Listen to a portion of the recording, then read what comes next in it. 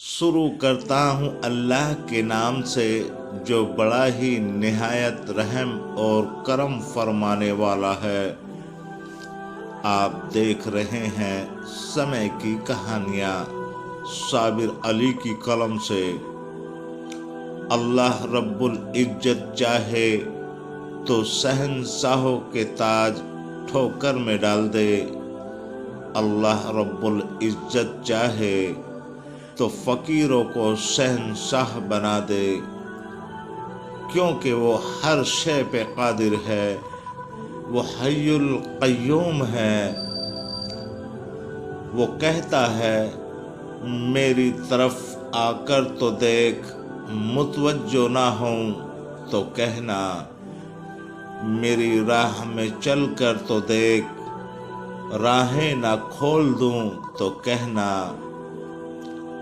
مجھ سے سوال کر کے تو دیکھ، بخشش حد نہ کر دوں تو کہنا، میرے لیے بے قدر ہو کے تو دیکھ، قدر کی حد نہ کر دوں تو کہنا، میرے لیے لٹ کر تو دیکھ، رحمت کے خزانے نہ لٹا دوں تو کہنا، میرے لیے بک کر تو دیکھ، انمول نہ بنا دوں تو کہنا، مجھے رب مان کے تو دیکھ، سب سے بے نیاز نہ کر دوں تو کہنا، میرے خوف سے آنسو بہا کر تو دیکھ، مخطب کے دریا نہ کھول دوں تو کہنا، اپنی ہستی کو فنا کر کے تو دیکھ، جام بقا سے سرفراز نہ کر دوں تو کہنا، مجھے حی القیوم مان کر تو دیکھ، ابدی حیات کا عامر نہ بنا دوں تو کہنا، میرا ہو کر تو دیکھ، ہر کسی کو تیرا نہ بنا دوں تو کہنا، میرے پیارے نبی حضرت محمد صلی اللہ علیہ وسلم نے اللہ کے رسول صلی اللہ علیہ وسلم نے ایک بار فرمایا، بنی اسرائیل میں 3 آدمی تھے، ایک کوڑھی، دوسرا گنجا اور تیسرا اندھا۔ اللہ تعالیٰ نے ان کو آزمانا چاہا اور ان کے پاس آسمان سے ایک فرشتہ بھیج دیا۔ پہلے وہ فرشتہ کوڑھی کے پاس آیا اور پوچھا، تجھ کو کیا چیز پیاری ہے؟ اس نے کہا، مجھے اچھی رنگت اور سندر خال مل جائے اور یہ بیماری جاتی رہے جس سے لوگ مجھ کو اپنے پاس بیٹھنے نہیں دیتے اور گھن کرتے ہیں۔ اس فرشتے نے اپنا ہاتھ اس کے بدن پر پھیر دیا، اسی وقت وہ اچھا ہو گیا، اچھی کھال اور سندر رنگ نکل آیا۔ پھر پوچھا، تجھے کیسا مال پسند ہے؟ اس نے کہا، اونٹ۔ اس نے ایک گیابن اونٹنی بھی اسے دے دی اور کہا، اللہ تعالیٰ اس میں برکت دے۔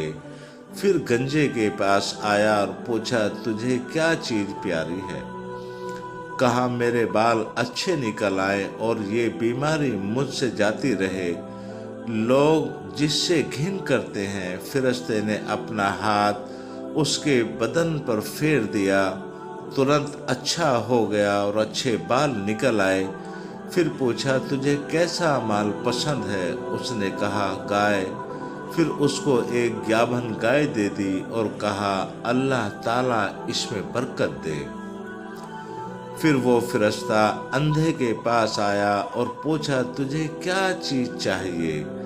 کہا، اللہ تعالیٰ میری نگاہ ٹھیک کر دے، سب آدمیوں کو دیکھ سکوں۔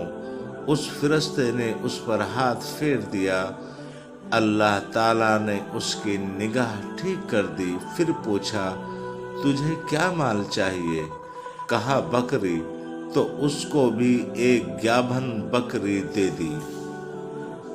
تینوں کے جانوروں نے بچے دیے اور تھوڑے دنوں میں اونٹ سے جنگل بھر گیا، اس کی گایوں اور اس کی بکریوں سے بھی۔ پھر وہی فرشتہ خدا کے حکم سے اس کی پہلی صورت میں کوڑھی کے پاس آیا اور کہا، میں ایک غریب آدمی ہوں، میرے سفر کا سامان چر گیا ہے، آج میرے پاس پہنچنے کا کوئی سمادھان نہیں ہے سوائے خدا کے، اور پھر تیرا میں اللہ کے نام پر جس نے تجھے اچھی رنگت سندر کھال دی، تجھ سے ایک اونٹ مانگتا ہوں کہ اس پر سوار ہو کر اپنے گھر جاؤں۔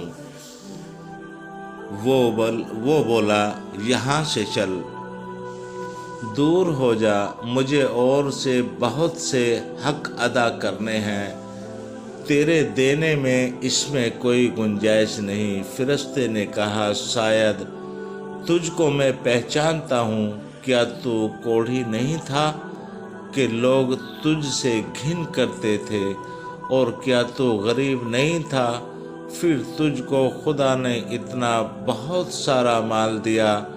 اس نے کہا، واہ کیا خوب، یہ مال تو میری کئی پیڑھیوں سے باپ دادا کے حکم سے چلا آ رہا ہے۔ فرشتے نے کہا، اگر تو جھوٹا ہے تو خدا تجھ کو ویسا ہی کر دے جیسے تو پہلا تھا۔ پھر گنجے کے پاس اسی پہلی صورت میں آیا اور اسی طرح سے سوال کیا، اس نے بھی ویسا ہی جواب دیا۔ فرشتے نے کہا، تو جھوٹا ہے، تو پھر تو خدا تجھ کو ویسا ہی کر دے جیسے تو پہلے تھا۔